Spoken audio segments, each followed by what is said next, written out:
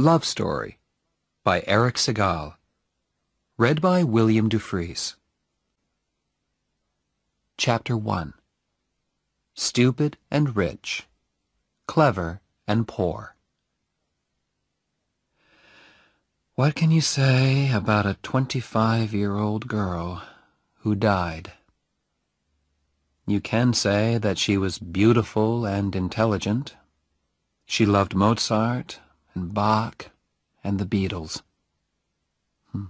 And me. Once, when she told me that, I asked her who came first. She answered, smiling, "Like in the ABC." I smiled too. But now I wonder, was she talking about my first name? If she was, I came last, behind Mozart. Or did she mean my last name? If she did, I came between Bach and the Beatles. But I still didn't come first. That worries me terribly now. You see, I always had to be number one. Family pride, you see. In the autumn of my last year at Harvard University, I studied a lot in the Radcliffe Library. The library was quiet. Nobody knew me there, and they had the books that I needed for my studies. The day before an examination, I went over to the library desk to ask for a book. 2 girls were working there. One was tall and sporty. The other was quiet and wore glasses. I chose her and asked for my book. She gave me an unfriendly look. "Don't you have a library at Harvard?" she asked. "Radcliffe let us use their library," I answered. "Yes, Preppy, they do. But is it fair? Harvard has 5 million books. We have a few thousand." Oh dear, I thought. A clever Radcliffe girl. I can usually make girls like her feel very small. But I needed that damn book, so I had to be polite. "Listen, I need that damn book." "Don't speak like that to a lady, Preppy." "Why are you so sure that I went to prep school?" She took off her glasses. "You look stupid and rich," she said. "You're wrong," I said. "I'm actually clever and poor." "Oh, no, Preppy," she said. "I'm clever and poor." She was looking straight at me. All right, she had pretty brown eyes. And, okay, perhaps I looked rich. But I don't let anyone call me stupid. "What makes you so clever?" I asked. "I'm not going to go for coffee with you," she said. "Listen, I'm not going to ask you." "That," she said, "is what makes you stupid." Let me explain why I took her for coffee. I got the book that I wanted, didn't I? And she couldn't leave the library until closing time. So I was able to study the book for a good long time. I got an A in my exam the next day. I gave the girl's legs an A, too, when she came out from behind the library desk. We went to a coffee shop, and I ordered coffee for both of us. "I'm Jennifer Cavallari," she said. "I'm American, but my family came from Italy. I'm studying music." "My name is Oliver," I said. "Is that your first or your last name?" she asked. "First. My other name is Barrett." "Oh," she said.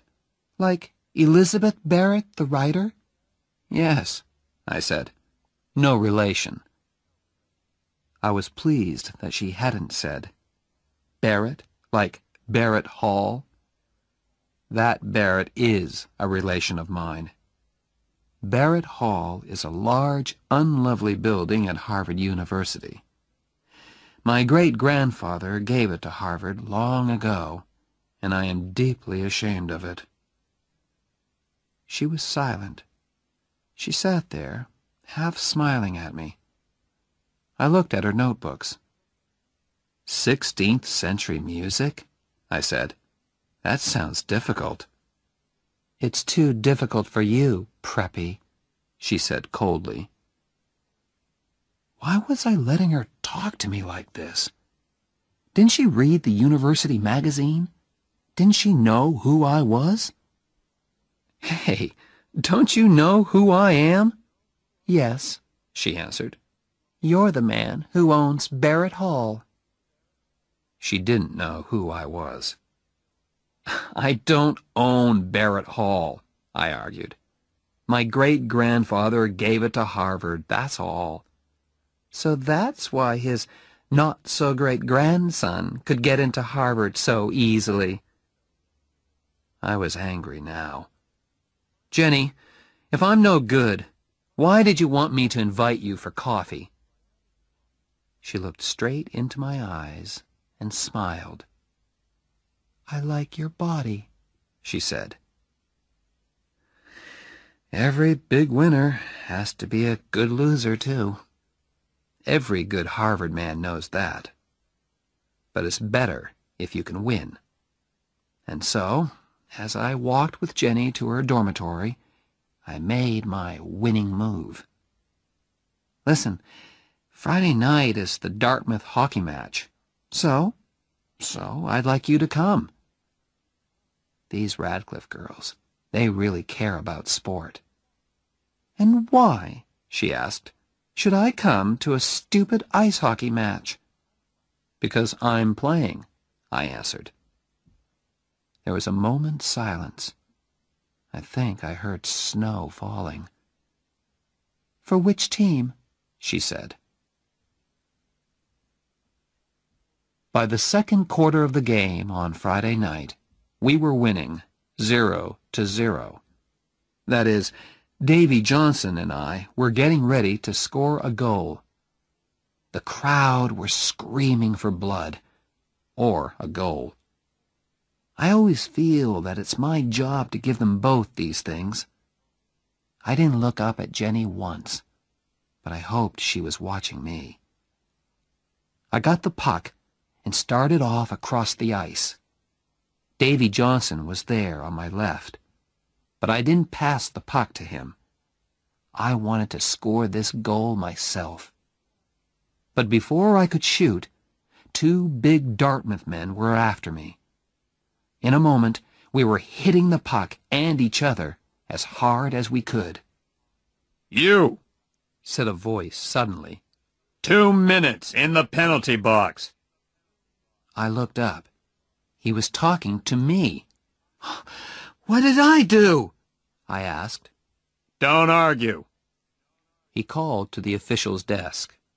"Number 7, 2 minutes in the penalty box for fighting." Angrily, I climbed into the penalty box. "Why are you sitting here when all your friends are playing?" The voice was Jenny's. I didn't answer. "Come on, Harvard! Get that puck!" I shouted. "What did you do wrong?" Jenny asked. "I tried too hard." Out there on the ice, Harvard were playing with only 5 men.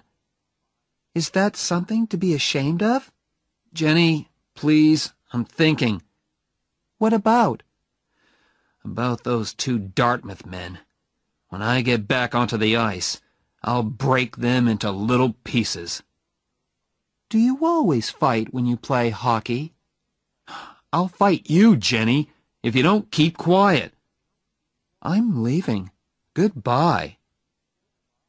I looked round, but she had gone. Just then, the bell rang. My 2-minute penalty had finished. I jumped onto the ice again. "Good old Barrett!" shouted the crowd. Jenny will hear them shouting for me, I thought. But where was she? Had she left? As I went for the puck, I looked up into the crowd. Jenny was standing there. I took the puck and went towards the goal line. 2 Dartmouth players were coming straight at me. "Go, Oliver, go! Knock their heads off!" That was Jenny's voice above the crowd.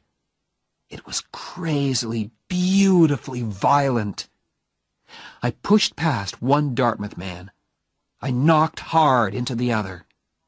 Then I passed the puck to Davy Johnson, and he banged it into the Dartmouth goal.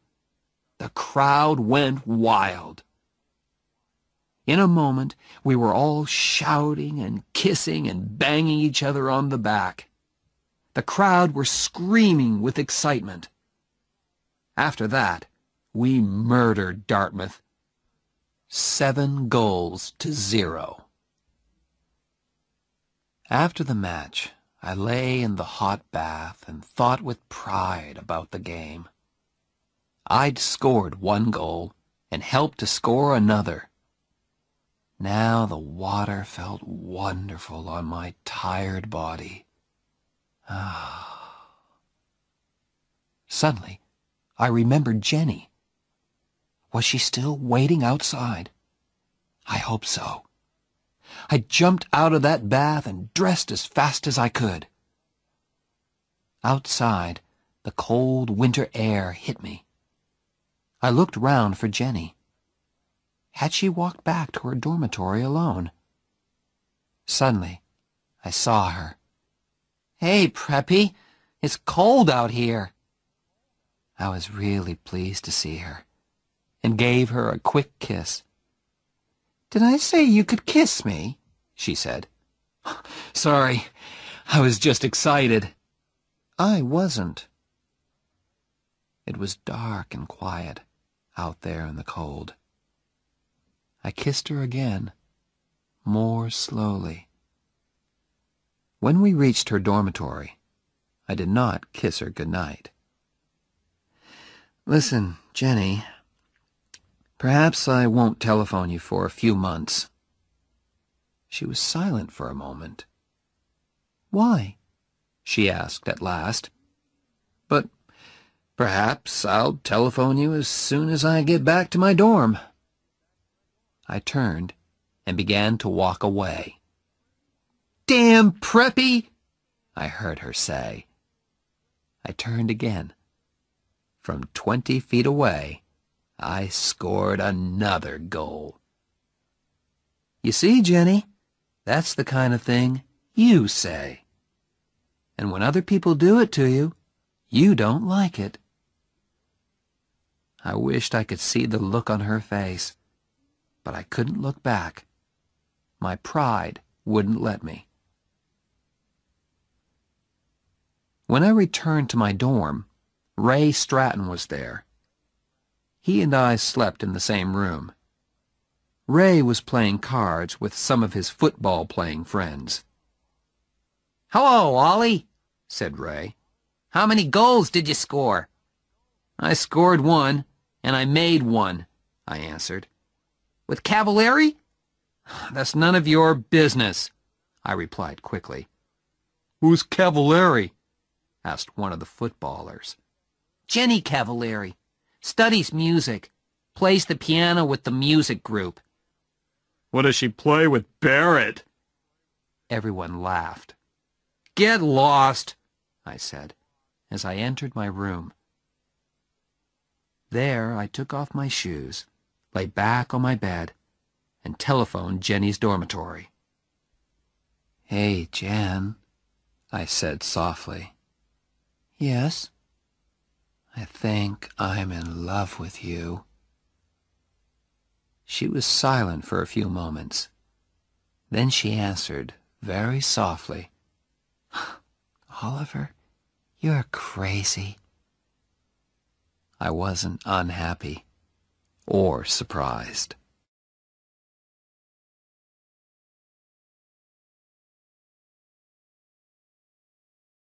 Chapter 2.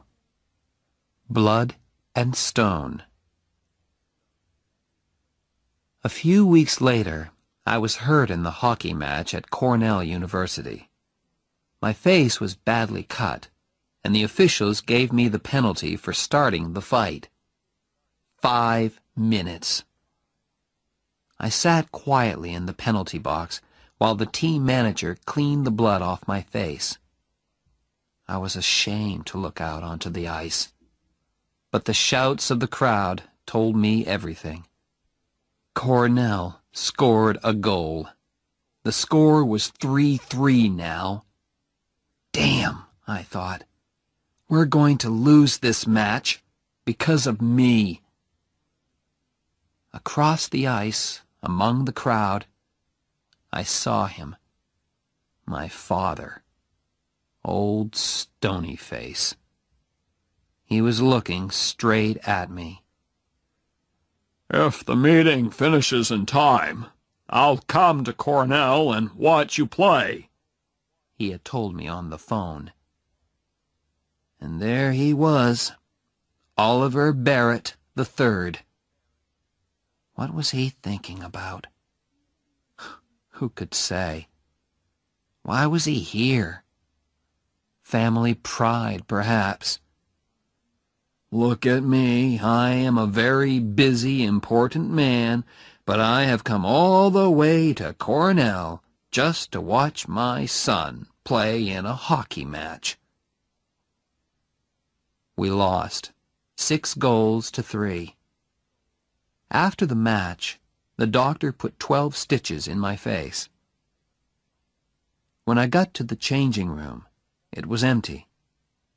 They don't want to talk to me, I thought. I lost that match. I felt very ashamed as I walked out into the winter night. "Come and have dinner, son," said a voice. It was old Stony Face. At dinner, we had one of our non-conversations. We spoke to each other, but didn't actually say anything. These non-conversations always started with, "How have you been, son?" and ended with, "Is there anything I can do for you?" "How have you been, son?" my father began. "Fine, sir." "Does your face hurt?" "No, sir." It hurt terribly. Next, old Stony Face talked about playing the game. "All right, son. You lost the match." How clever of you to notice, Father. "But, after all, in sport, the important thing is the playing, not the winning." Wonderful, I thought. Father was chosen for the Olympic Games, and now he says winning is not important. I just looked down at my plate and said, "Yes, sir," at the right times. Our non-conversation continued. After playing the game, he discussed my plans. "Tell me, Oliver, has the law school accepted you yet?" "Not yet, sir." "Would you like me to telephone them?" "No," I said at once. "I want to get a letter like other people, sir. Please?" "Yes, of course. Fine. After all, they're sure to accept you." Why? I thought. Because I'm clever and successful? Or because I'm the son of Oliver Barrett III? The meal was as uninteresting as the conversation. At last, my father spoke again. "There's always the Peace Corps," he said suddenly. "I think the Peace Corps is a fine thing, don't you?" "Oh, yes, sir," I said politely. I knew nothing about the Peace Corps. "What do your friends at Harvard think about the Peace Corps?" he asked. "Do they feel that the Peace Corps is important in our world today?" "Yes, sir," I said politely, just to please him. After dinner, I walked with him to his car. "Is there anything I can do for you, son?" he asked. "No, thank you, sir. Good night, sir." Our non-conversation was finished. He drove away. Yes, of course there are planes, but Oliver Barrett III chose to drive. My father likes to drive. Fast. And at that time of night, in an Aston Martin DBS, you can go very fast indeed. I went to telephone Jenny. That was the only good part of the evening. I told her about the fight. She enjoyed that. Her musical friends never got into fights. "I hope you hit the man who hit you," she said. "Oh, yes." "Good. I'm sorry I couldn't be there to watch you. Perhaps you'll hit somebody in the Yale match." I smiled. Jenny really made me feel better. Back at Harvard the next day, I called at her dorm. Jenny was talking to someone on the telephone in the hall. "Yes, of course. Oh, yes, Phil. I love you, too. Love and kisses. Goodbye." Who was she talking to? I had only been away 48 hours, and she had found a new boyfriend. Jenny did not seem ashamed. She kissed me lightly on the unhurt side of my face. "Hey, you look terrible." 12 stitches, Jen." "Does the other man look worse than you?" "Much worse. I always make the other man look worse." We walked to my MG sports car. "Who's Phil?" I asked, as carelessly as I could. "My father." I could not believe that. "You call your father Phil?" "That's his name. What do you call your father?" "Sir." He must be really proud of you. You're a big hockey star, and you're always successful in your exams." "You don't know anything, Jenny. He was good at exams and sport, too. He was in the Olympic Games." "My God! Did he win?" "No. Actually, old Stonyface was 6th, which makes me feel a little better." Jenny was silent for a moment. "Why do you hate him so much?" she asked at last. "I'm Oliver Barrett IV," I answered. "All Barretts have to be successful, and that means I have to be good at everything all the time.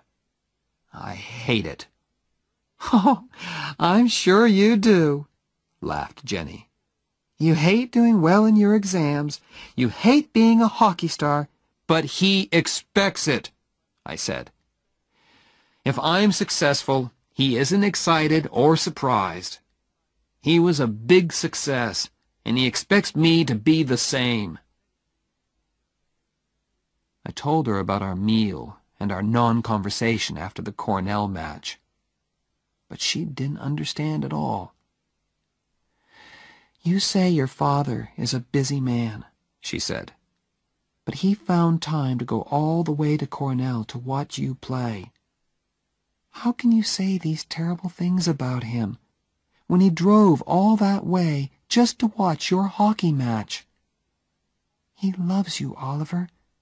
Can't you understand?" "Forget it, Jenny," I said. She was silent for a moment. "I'm pleased you have problems with your father," she said at last. "That means you aren't perfect." "Oh, you mean you are perfect?" "Of course not, Preppy. That's why I go out with you." Jenny loved to have the last word.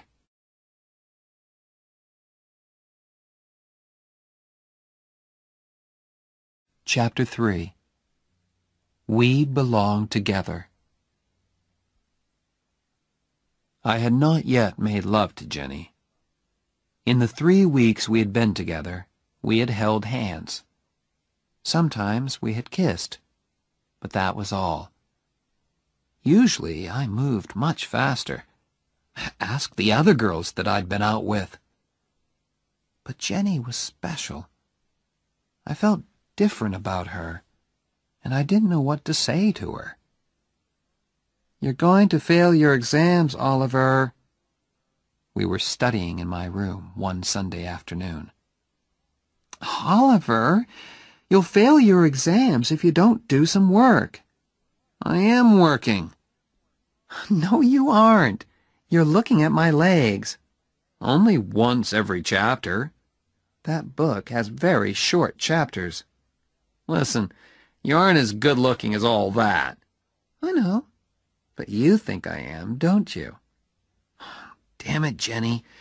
How can I study when all the time I want to make love to you?" She closed her book softly and put it down. She put her arms around me. "Oliver, will you please make love to me?" It all happened at once. It was all so unhurried, soft and gentle. And I was gentle too. Was this the real Oliver Barrett IV? "Hey, Oliver, did I ever tell you that I love you?" said Jenny finally. "No, Jen." I kissed her neck. "I love you very much, Oliver." I loved Ray Stratton, too. He's not very clever or a wonderful footballer, but he was a good friend to me. Where did he go to study when I was in our room with Jenny? Where did he sleep on those Saturdays when Jenny and I spent the night together? In the old days, I always told him all about my girlfriends, but I never told him about Jenny and me. "My God, Barrett, are you two sleeping together or not?" asked Ray. "Raymond, please don't ask." "You spend every minute of your free time with her. It isn't natural." "Ray, when two adults are in love—" "Love? At your age? Oh, my God, I worry about you. I really do." "Don't worry, Raymond, old friend. We'll have that flat in New York one day. Different girls every night." "Don't you tell me not to worry, Barrett. That girl's got you, and I don't like it." That evening, I went to hear Jenny play the piano with the music group. "You were wonderful," I said afterwards. "That shows what you know about music, Preppy." We walked along the river together. I played okay, not wonderful, not Olympic Games, just okay. Okay? Okay. But you should always continue your music. "Of course I will. I'm going to study with Nadia Boulanger, aren't I?" "Who?" "Nadia Boulanger. She's a famous music teacher in Paris. I'm very lucky. I won a scholarship, too." "Jennifer, you're going to Paris?" "I've never seen Europe. I'm really excited about it." I took her by the arms and pulled her towards me. "Hey, how long have you known this?" Jenny looked down at her feet. "Oliver, don't be stupid. We can't do anything about it.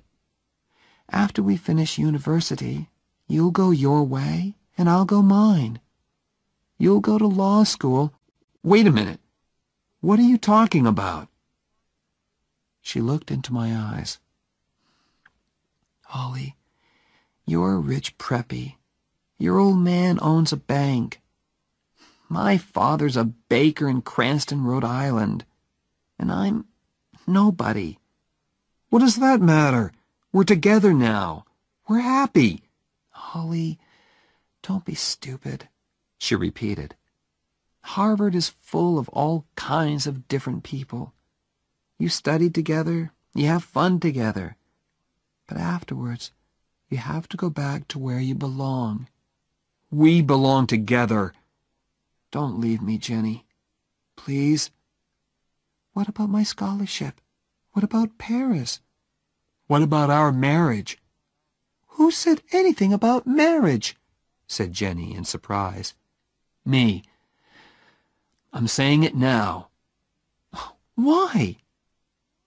I looked straight into her eyes. Because, I said. Oh, said Jenny. That's a very good reason. She took my arm, and we walked along the river. There was nothing more to say, really. The next Sunday, we drove to visit my parents in Ipswich, Massachusetts. Jenny said it was the right thing to do, and, of course, there was also the fact that Oliver III paid for my studies at Harvard. "Oh, my God," Jenny said when we drove up to the house. "I didn't expect this. It's like a damn palace." "Please, Jen, everything will be fine." "For a nice all-American girl of good family, perhaps. Not for Jennifer Cavallari, baker's daughter, from Cranston, Rhode Island." Florence opened the door. She has worked for the Barrett family for many years. She told us that my parents were waiting in the library. We followed her past a long line of pictures of famous Barretts and a glass case full of silver and gold cups. "They look just like real silver and gold," said Jenny. "They don't give cups like those at the Cranston Sports Club." "They are real silver and gold," I answered. "Oh, my God! Are they yours?" "No, my father's." "Do you have silver and gold cups too, Oliver?" "Yes." "In a glass case, like these?" "No, up in my room, under the bed." She gave me one of her good Jenny looks. "We'll go and look at them later, shall we?" Before I could answer, we heard a voice. "Ah, hello there." It was old Stonyface. "Oh, hello, sir. This is Jennifer." "Hello there." He shook her hand before I could say her full name. There was a smile on his usually rock-like face. "Do come in and meet Mrs. Barrett, my wife, Allison. This is Jennifer." "Calavery," I said. For the first and only time, I got her damn name wrong. "Cavallari," said Jenny politely. Mother and Jenny shook hands. All through dinner, Mother kept the polite small talk going. "So, your people are from Cranston, Jennifer?" said my mother. Mostly. My mother came from Fall River." "Oh, the Barretts have factories at Fall River," said Oliver III. "Where they cheated their workers for centuries," said Oliver IV. "In the 19th century," said Oliver III. "What about the plans to put automatic machines in the factories?" said Oliver IV. "What about coffee?" my mother said quickly. We moved back into the library. We sat there with nothing to say to each other. So I started a new non-conversation.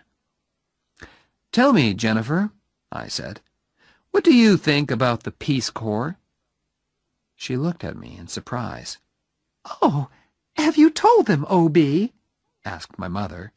"It isn't the time for that, my dear," said Oliver Barrett III, with an ask me look on his face. What's this, Father?" I asked, just to please him. "Oh, nothing important, son." "I don't know how you can say that," said my mother. She turned to me. Your father is going to be head of the Peace Corps. Oh, I said. Oh, Said Jenny, in a different, happier kind of voice. well done, Mr. Barrett. She gave me a hard look. Yes. Well done, sir, I said at last.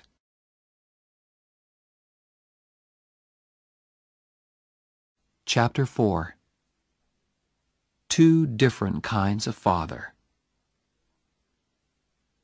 Jenny, he isn't going to be president of the USA, after all. We were driving back to Harvard. You still weren't very nice to him about it, Oliver. I said, well done. Ha! Oliver, why are you so unkind to your father? You hurt him all the time. It's impossible to hurt Oliver Barrett III. No, it isn't. If you marry Jennifer Cavallari... Oliver, I know you love me, but in a strange way you want me because I'm not a suitable woman for a Barrett to marry.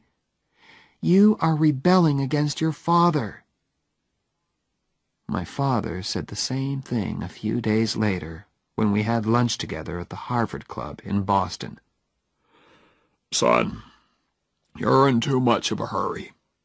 The young lady herself is fine. The problem is you. You are rebelling, and you know it. Father, what worries you most about her? That she's Italian, or that she's poor? What do you like most about her? I'm leaving. Stay and talk like a man. I stayed. Old Stonyface liked that. He's won again, I thought angrily. Wait a while, son, Oliver Barrett III continued. That's all I ask. Finish law school. Why do I have to wait? I was rebelling now. Oliver, you are still under 21. In the eyes of the law, you are not yet an adult. Stop talking like a lawyer, damn it! If you marry her now, you will get nothing from me. Father, you've got nothing that I want. I walked out of his club and out of his life. After that, I was not looking forward to meeting Jenny's father. She was his only child, and her mother was dead. She meant a lot to him. I could see a lot of problems there. And I was penniless. How is Mr. Cavallari going to feel, I thought, when he hears that young Barrett can't support his daughter? Worse, she will have to work as a teacher to support him while he is at law school.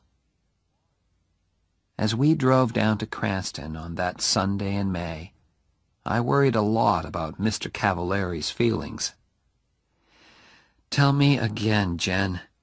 Okay. I telephoned him and he said okay. But what does he mean by okay? Are you trying to tell me that Harvard Law School has accepted a man who doesn't know the meaning of okay? It isn't a word that lawyers use much, Jen.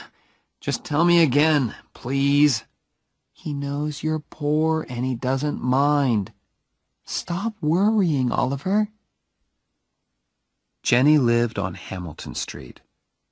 It was a long line of wooden houses with children playing in front of them and whole families sitting on their front steps. I felt like a stranger in a strange land as I parked the MG outside 189A Hamilton Street. Mr. Cavallari's handshake was warm and strong. "How do you do, sir?" I said. I'm Phil, he said. "Phil, sir." It was a frightening moment. Then Mr. Cavallari turned to his daughter. Suddenly they were in each other's arms, laughing and crying and kissing. I felt like a stranger.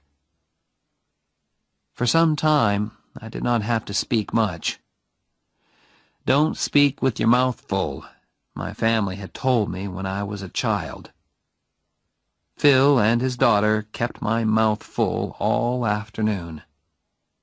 I don't know how many Italian cakes I ate. Both Cavaliers were very pleased. "He's okay," said Phil at last. "I told you he was okay," said his daughter. "Well, I had to see for myself. Now I've seen him. Oliver?" "Yes, sir?" "Call me Phil. You're okay."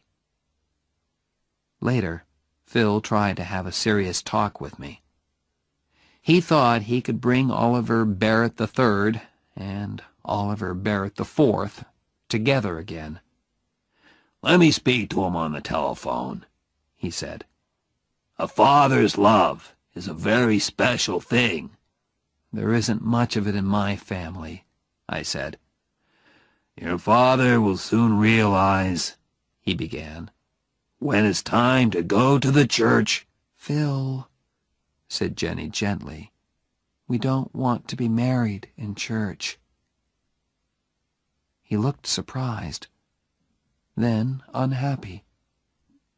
But he spoke bravely. "It's your wedding, children. You choose. It's okay by me." My next meeting was with the head of Harvard Law School.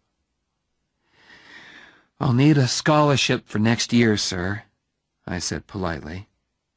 "A scholarship? I don't understand. Your father—" "My father has nothing to do with it, sir. We've had a disagreement, and he isn't supporting me any more." The head took off his glasses, then put them on again. I continued. "That's why I've come here to see you, sir. I'm getting married next month.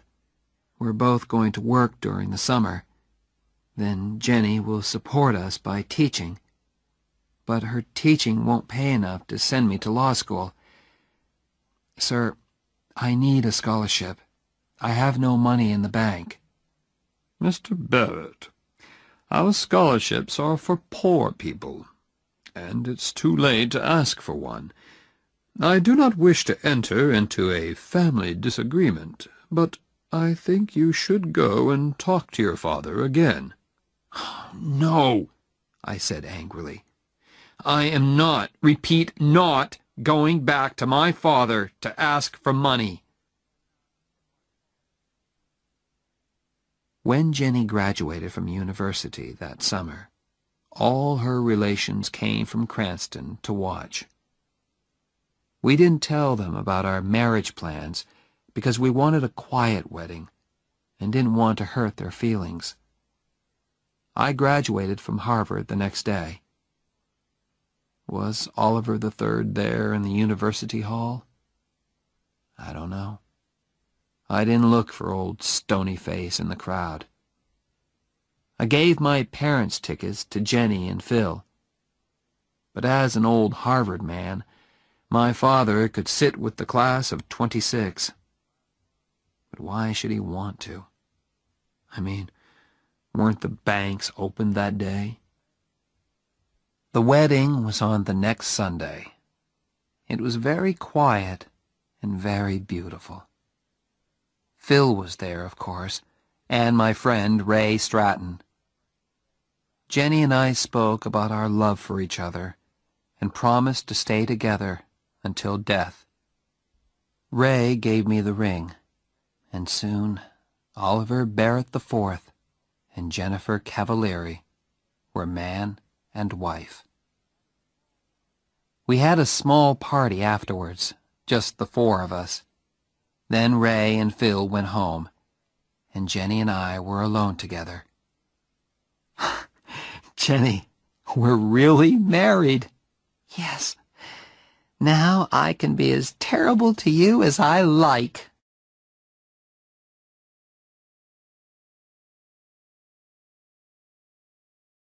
Chapter 5. The First 3 Years. For 3 years, we had to make every dollar do the work of 2. All through the summer holidays, we worked at the boat club in Dennisport. It was hard work, but we were never too tired to be kind to each other. I say kind because there are no words to describe our love and happiness together. After the summer, we found a cheap flat near the university. It was on the top floor of an old house and was actually very expensive. But what could we do? There weren't many flats around. "Hey, Preppy," said Jenny when we arrived there. "Are you my husband, or aren't you?" "Of course I'm your husband." "Show me, then." My God, I thought. In the street? "Carry me into our first home." I carried her up the 5 steps to the front door. "Why did you stop?" she asked. "This isn't our home. Upstairs, Preppy." There were 24 stairs up to our flat, and I had to stop halfway. "Why are you so heavy?" I asked her. "Perhaps I'm expecting a baby." "My God, are you?" "Ha! I frightened you then, didn't I?" "Well, yes, just for a second or two." I carried her the rest of the way. There were very few moments in those days when we were not worrying about money. Very few, and very wonderful. And that moment was one of them. A food shop let us eat now, pay later, thanks to the Barrett name. But our famous name did not help us in Jenny's work. The head of the school thought we were rich. "Of course, we can't pay our teachers very much," said Miss Whitman. "But that won't worry you, Mrs. Barrett." Jenny tried to explain that Barretts had to eat, just like other people. Miss Whitman just laughed politely. "Don't worry," Jenny said to me. "We'll manage. Just learn to like spaghetti." I did. I learned to like spaghetti, and Jenny learned lots of different ways of cooking it. With Jenny's pay from school, and our money from our summer work and my holiday jobs, we managed. Our lives had changed a lot, of course. There was no more music for Jenny. She had to teach all day, and came home very tired. Then she had to cook dinner. Restaurants were too expensive for us. There were a lot of films that we didn't see, and places and people that we didn't visit. But we were doing okay. One day, a beautiful invitation arrived. It was for my father's 60th birthday party. "Well?" said Jenny. I was in the middle of a thick law book, and did not hear her at first.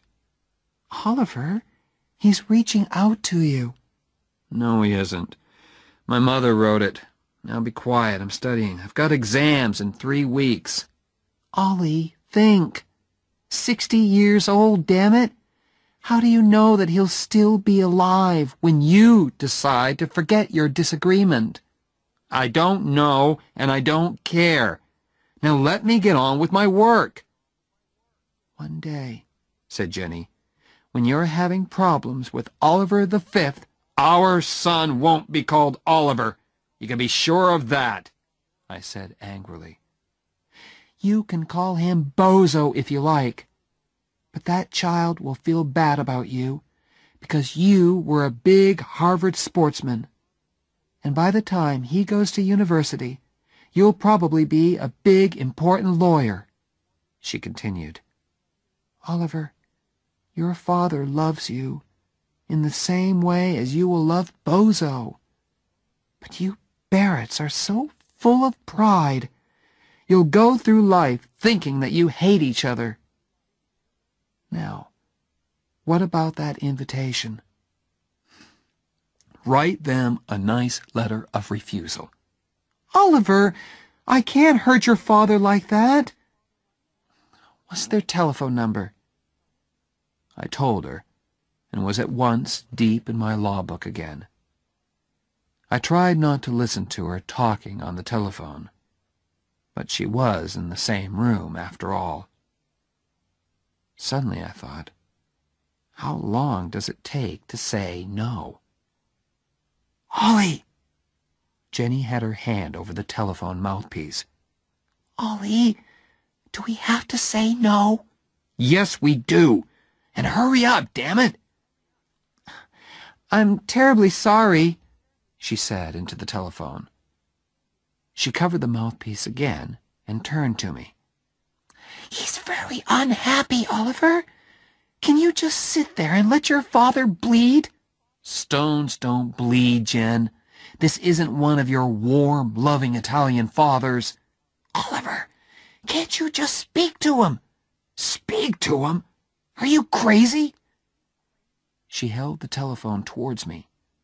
She was trying not to cry. I will never speak to him. Ever, I said. Now she was crying, very quietly. Then she asked me once more. For me, Oliver? I've never asked you for anything. Please? I couldn't do it. Didn't Jenny understand? It was just impossible. Unhappily, I shook my head. Then Jenny spoke to me, quietly and very angrily. You have no heart, she said. She spoke into the telephone again. Mr. Barrett, Oliver wants you to know. She was crying, so it wasn't easy for her. Oliver loves you very much, she said, and put the telephone down quickly. I don't know why I did it. Perhaps I went crazy for a moment. Violently, I took the telephone and threw it across the room. Damn you, Jenny! Why don't you get out of my life? I stood still for a second. My God, I thought, what's happening to me? I turned to look at Jenny, but she had gone. I looked round the flat for her. Her coat was still there, but she had disappeared. I ran out of the house and searched everywhere for her. The law school library, Radcliffe, the music school. Was she in one of the music rooms? I heard somebody playing the piano, loudly and very badly. Was it Jenny? I pushed the door open. A big Radcliffe girl was at the piano. What's the matter? She asked. Nothing, I answered, and closed the door again. Where had she gone? I felt terrible. I searched the university, the streets, and the cafes. Nothing. Had she taken a bus to Cranston, perhaps? At midnight, I found a telephone box and called Phil. Hello? He said sleepily. What's the matter? Is Jenny ill? My God, I thought. She isn't there. She's fine, Phil. I just called to say hello. You should call more often, damn it, he said. Is Cranston so far away that you can't come down on a Sunday afternoon? We'll come. Some Sunday, Phil. I promise. Don't give me that. Some Sunday indeed. This Sunday, Oliver. Yes, sir. This Sunday. And next time you telephone, I'll pay, damn it. Okay? He put down the telephone. I stood there and wondered what to do. At last, I went back to the flat. Jenny was sitting on the top step. I was too tired to cry, too glad to speak. "I forgot my key," said Jenny. I stood there on the bottom step. I was afraid to ask how long she had been there. I only knew that I had hurt her terribly. "Jenny, I'm sorry." "Stop," she said. Then she added, "Love means you never have to say you're sorry." We walked up to our flat. As we undressed, she looked lovingly at me. "I meant what I said, Oliver." And that was all.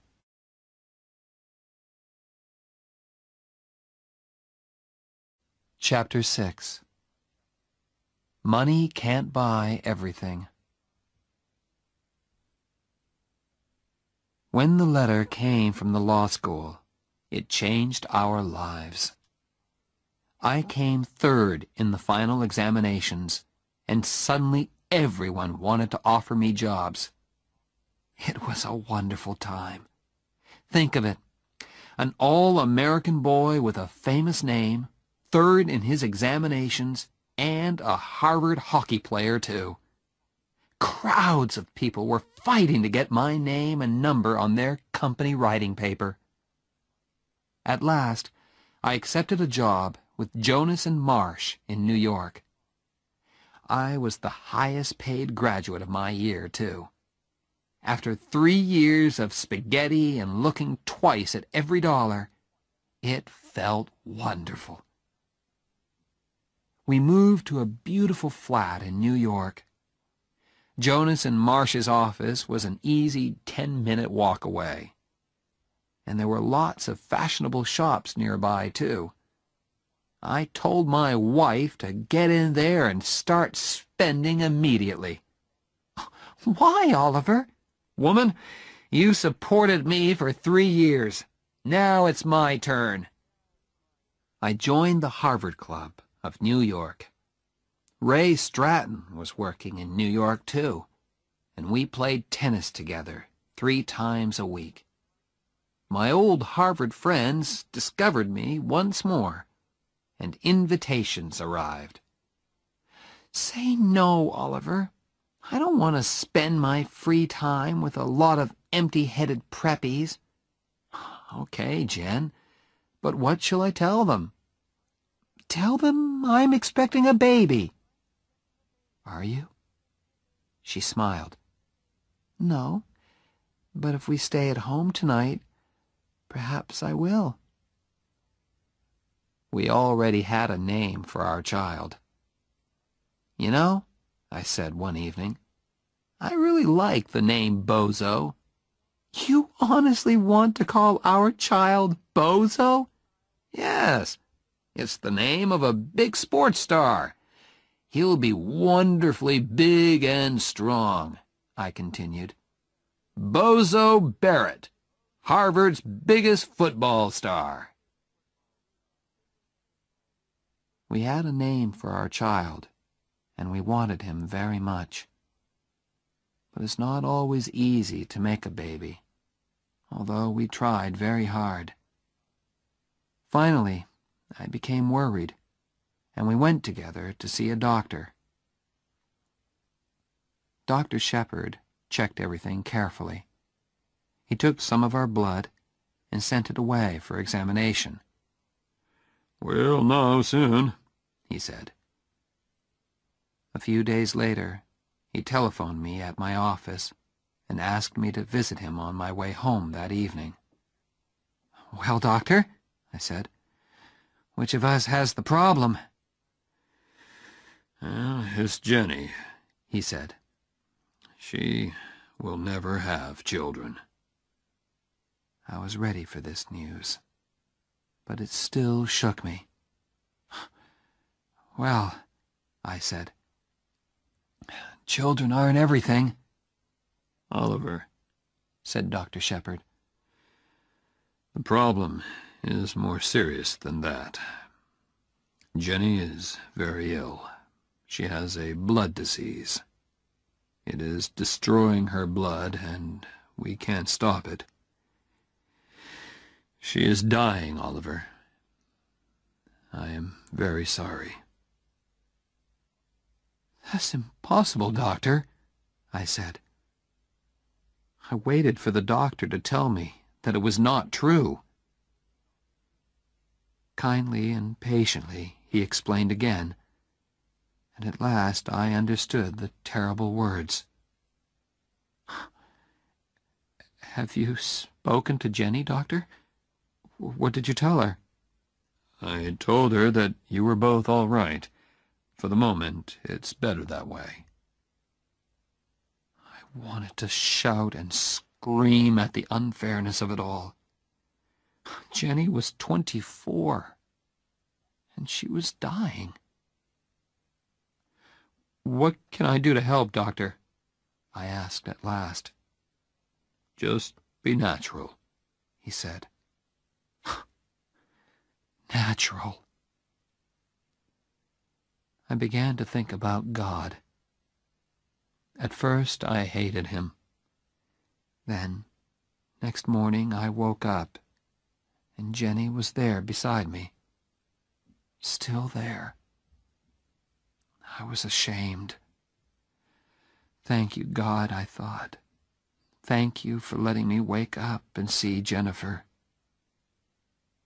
Be natural, the doctor had said. I did my best, and all the time I was living with my terrible secret. One day, Mr. Jonas called me into his office. Oliver, I have an important job for you. How soon can you go to Chicago? You can take one of the younger men with you. One of the younger men? I was the youngest man in the office. I understood the message. Oliver, although you are still only 24, you are one of our top men. Thank you, sir, I said, but I can't leave New York just now. I had decided not to tell anyone about my troubles. I wanted to keep my secret as long as possible. I could see that old man Jonas was unhappy about my refusal. On the way home that day, I saw a notice in a travel shop window. Fly to Paris. Suddenly, I remembered Jenny's words. What about my scholarship? What about Paris? I went into the shop and bought 2 tickets to Paris. Jenny was looking gray and tired when I got home. When I showed her the tickets, she shook her head. Oliver, she said gently, I don't want Paris. I just want you. And I want time, which you can't give me. Now I looked in her eyes and saw the sadness in them. We sat there silently, holding each other. Then Jenny explained. I was feeling terrible. I went back to the doctor, and he told me, I'm dying. Now I didn't have to be natural anymore. We had no more secrets from each other. Now we could discuss things that young husbands and wives don't usually have to discuss. You must be strong, Oliver, she said. For Phil, it's going to be hard for him. He needs your help, okay? Okay, I'll be strong, I promised. I hoped Jenny could not see how frightened I was. A month later, just after dinner, Jenny was playing Chopin on the piano. Suddenly she stopped. "Are you rich enough to pay for a taxi?" she asked. "Of course. Where do you want to go?" "To the hospital." In the next few busy, worried moments, while I hurriedly packed a bag, I realized. This is it, I thought. Jenny is going to walk out of this flat and never come back. I wondered what she was thinking. She sat there, looking straight in front of her. "Hey," I said, "is there anything special that you want to take with you?" "No," she said. Then she thought again. "Yes, you." The taxi driver thought Jenny was expecting a baby. Is this your first?" he asked. I was holding Jenny in my arms, and I felt ready to explode. "Please, Holly," Jenny said to me softly. "He's trying to be nice to us." "Yes," I told the driver. "It's our first, and my wife isn't feeling very well, so can you hurry, please?" He got us to the hospital in 10 minutes. Good luck, he called as he drove away. Jenny thanked him. She was having trouble walking. I wanted to carry her, but she said clearly, "Not this time, Preppy." So we walked. "Have you got health insurance?" they asked us in the hospital. No. We had never thought about buying insurance. We were too busy buying furniture and kitchen things. Of course, the doctors knew about Jenny, and they were expecting us. "Listen," I told them, "do your best for Jenny. I don't care what it costs. I want her to have the best, please. I've got the money."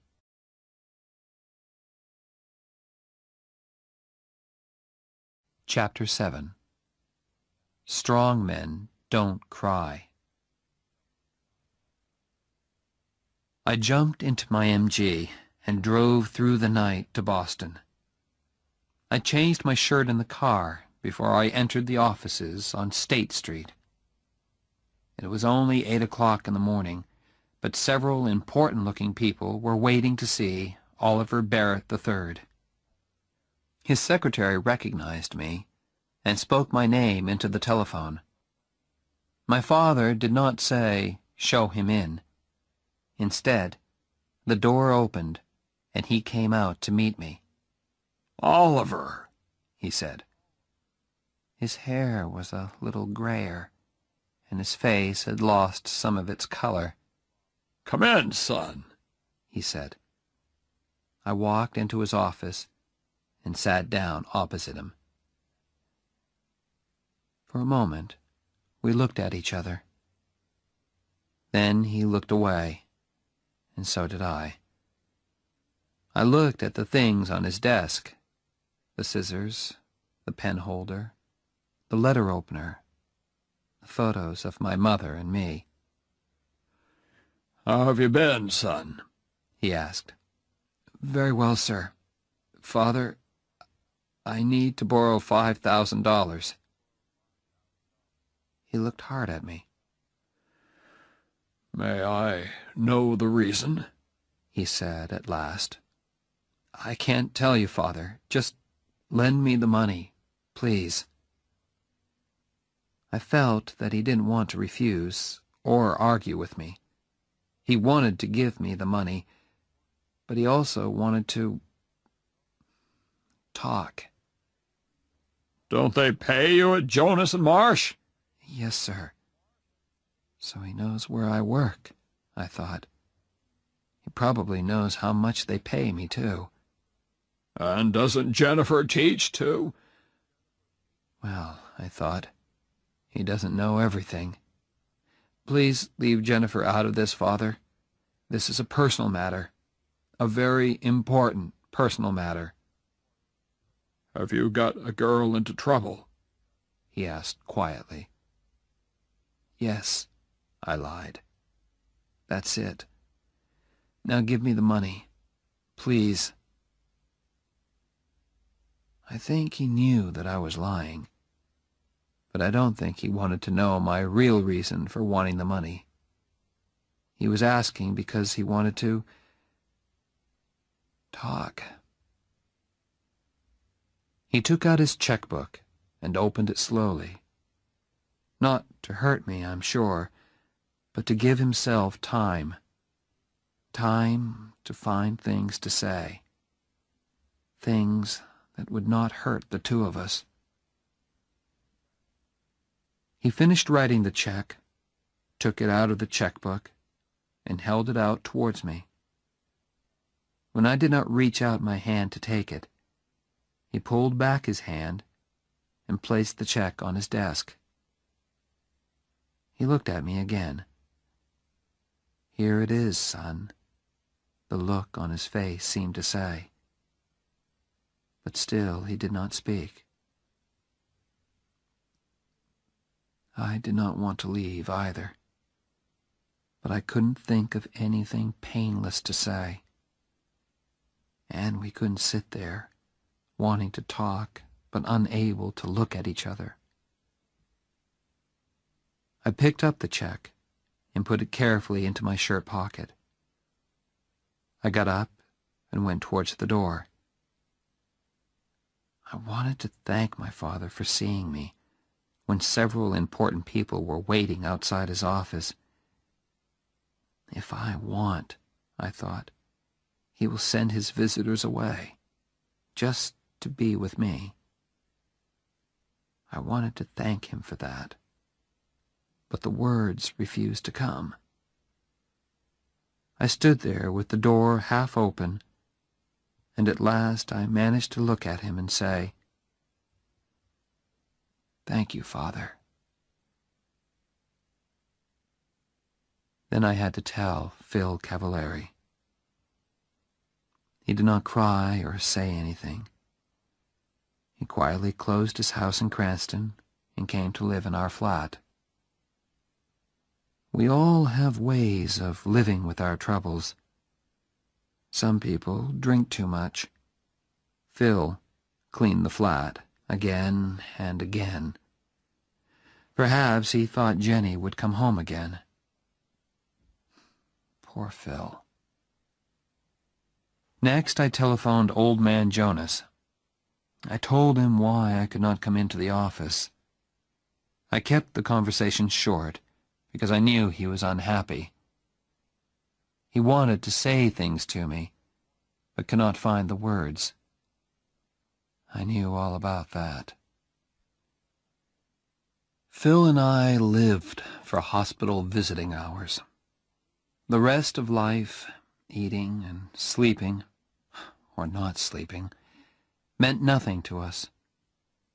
One day in the flat, I heard Phil saying, very quietly, "I can't take this much longer." I did not answer him. I just thought to myself, I can take it. Dear God, I can take it as long as you want, because Jenny is Jenny. That evening, she sent me out of her room. She wanted to speak to her father, man to man. "But don't go too far away," she added. I went to sit outside. Then Phil appeared. "She wants to see you now," he said. "Close the door," Jenny ordered. I went to sit by her bed. I always liked to sit beside her and look at her face, because it had her eyes shining in it. "It doesn't hurt, Ollie, really," she said. "It's like falling off a high building very slowly, you know?" Something moved deep inside me. "I am not going to cry," I said to myself. "I'm strong, okay? and strong men don't cry. But if I'm not going to cry, then I can't open my mouth. I said. No, you don't know, Preppy, she said. You've never fallen off a high building in your life. Yes, I have, my voice came back. I did when I met you. She smiled. Who cares about Paris? She said suddenly. Paris, music, all that. You think you stole it from me, don't you? I can see it in your face. Well, I don't care, you stupid Preppy. Can't you accept that? No, I answered honestly. Then get out of here, she said angrily. I don't want you at my damn deathbed. Okay, I accept it, I said. That's better. Now, will you do something for me? From somewhere inside me came this sudden, violent need to cry. But I was strong. I was not going to cry. I said again. Will you please hold me, Oliver? I put my hand on her arm.